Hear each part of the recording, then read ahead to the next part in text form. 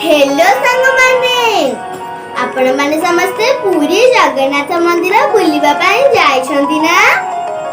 ओडिया होई पुणी कालिया शांत पूजन करनाहंती एटा तो संभव नुहे। कालिया शांतर सेई कला श्रीमुखकु दर्शन कले जेपरि मन भीतरटा शून्यतारे परिणत होई जाए। मन भितरे कौनसी भावनार जागा न थाए।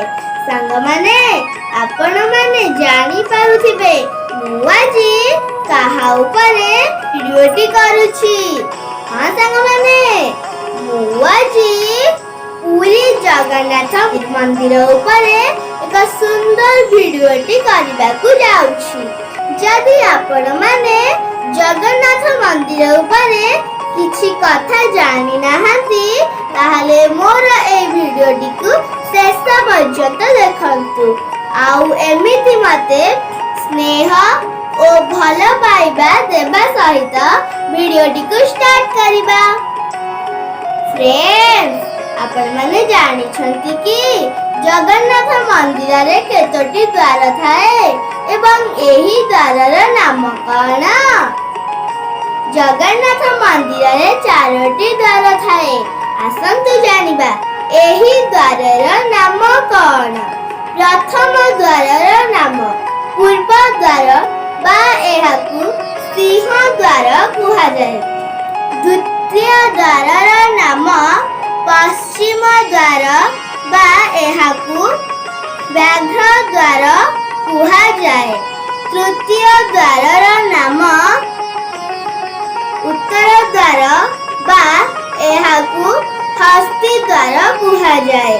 चतुर्थ द्वारर नाम दक्षिण द्वार बा एहाकु अश्व द्वार कुहा जाए। हेले सांग माने आमे सबु कालिया शांत को दर्शन करिबा पई पूर्व द्वार बा सिंह द्वार देई प्रवेश करूछे, किंतु अन्य तीनोटी द्वार देई आमे मंदिररु बाहर को आसुछे। हेले सांग माने आपण माने जानिछंती कि सिंह द्वार सम्मुखरे जेउ खंबटी अछि ताहार नाम कौन? ताहार नाम हैला अरुण स्तंभ। एहार उच्चता 34 फुट एवं एहा कला मुगुनी पत्थर निर्माण है।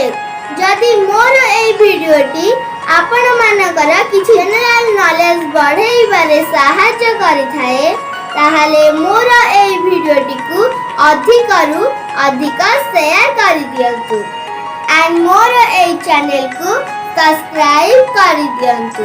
आपण माने जदि जगन्नाथ मंदिर उपरे किछि नुआ नुआ कथा जानि छंती ताहाले कमेंट द्वारा मो पाखकु लेखिकी पठांतु। मु रहिली आपण मानक कमेंट अपेक्षा रे। जय जगन्नाथ, नमस्कार।